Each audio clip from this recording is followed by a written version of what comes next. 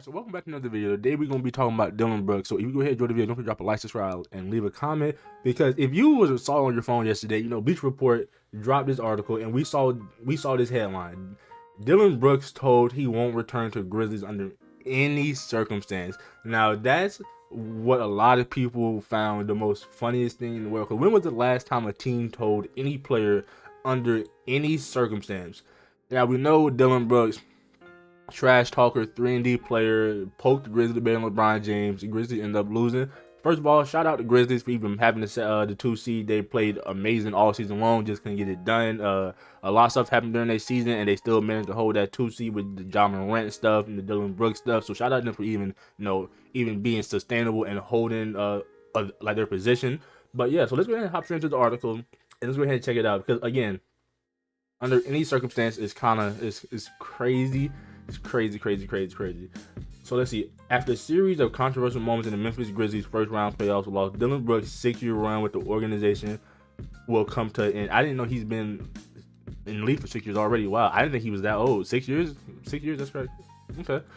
Per Shams, the Athletic and the Stadium, Grizzlies told Brooks he will not be brought back under any circumstance during an exit meeting with team officials in recent days.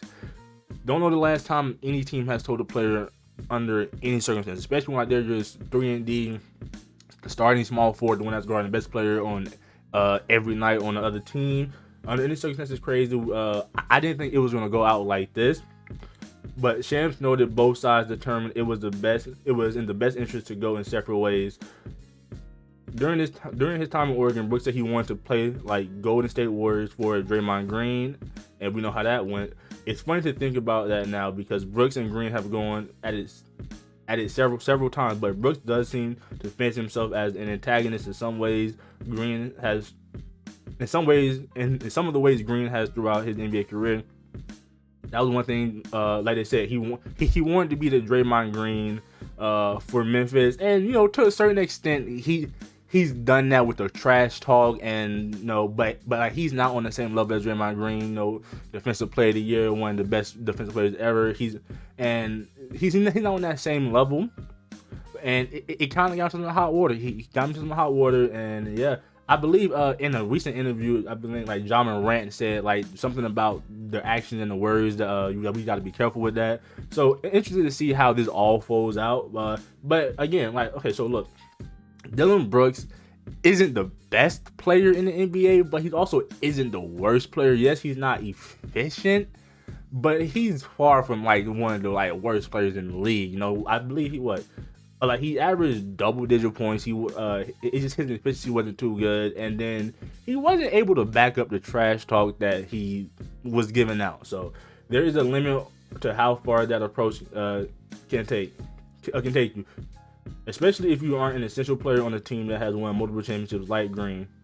I'm gonna keep saying Shams noted the Grizzlies' breaking point with Brooks came during their playoff loss to Los Angeles Lakers after Memphis Game 2, when he called LeBron James old and not at the same level as he was during his peak with Cleveland Cavaliers and Miami Heat. Yeah, the whole trash talking LeBron James is kind of crazy, because I can kind of guarantee growing up, Dillon Brooks was a LeBron fan. Let's just be real. A player that plays in this generation grew up on LeBron James. So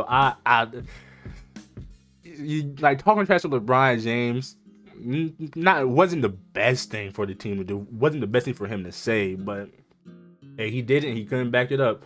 Brooks was ejected from Game 3 for hitting James in the groin early in the third quarter. He blamed the perception of him being a villain as the reason why officials tossed him from that game. Yeah, so after that game, or I think it was like the game after that, he said it's the media that's painting him the villain, when in all honesty, no, it's not.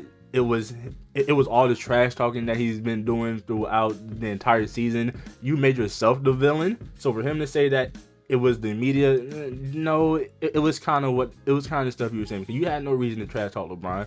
You had a reason to do it. The NBA announced Sunday that it fined Brooks $25,000 for his failure to participate in team post-game media availability during the first round of the 2020 NBA playoff. He declined to speak with reporters after three of the Grizzlies' 4 losses in the series.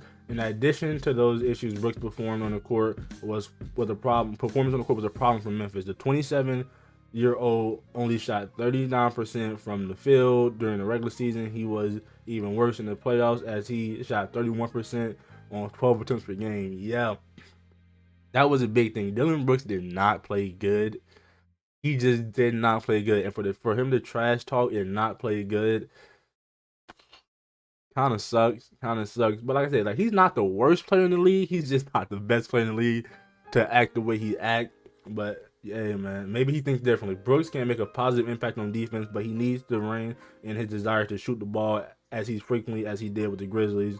Ja Morant, Desmond Bane were the only Grizzlies players who attempted more field goals per game than his 13.6 this season.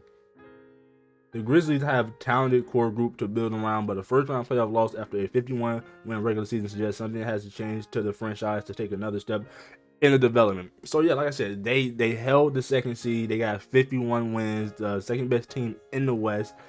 Even with the Ja Morant stuff, even with the Dillon Brooks stuff, even with the injuries of Steven Adams, Brandon Clark not being there, they managed to hold their own. They just couldn't get it done in the first round against LeBron. So, and for Dillon Brooks, where does this take Dillon Brooks? I've seen a couple trade ideas that I don't even think should even really be acknowledged. It was trades to the Lakers, you know, I don't know why, and then the Golden State Warriors, I guess because they're currently trending, I don't know, but some trades shouldn't be acknowledged. But like where Dillon Brooks goes now is interesting, because like here, he could provide some value to some teams, but what teams we don't know, because he has to be more efficient in what he does. He's going to bring efficient defense. That's what he does. He's a 3-and-D player. Even though he came out and said Memphis used him wrong, and he doesn't just want to be a 3-and-D player. He has more to his bag. It's questionable, but where he lands and where he fits next, I don't know. Maybe y'all let me know down in the comments where y'all think he is, and just let me know how y'all feel about just under any circumstance. When was the last time a team told their starting small forward that you're not coming back under any circumstance? Not that we're going to part ways with him, no, under any circumstance. So this whole situation is crazy. Where does Dillon Brooks land next? I don't know. But yeah, if you enjoyed the video, don't forget to drop a like, subscribe, leave a comment, and I'm gonna catch you next video. We out of here. Peace.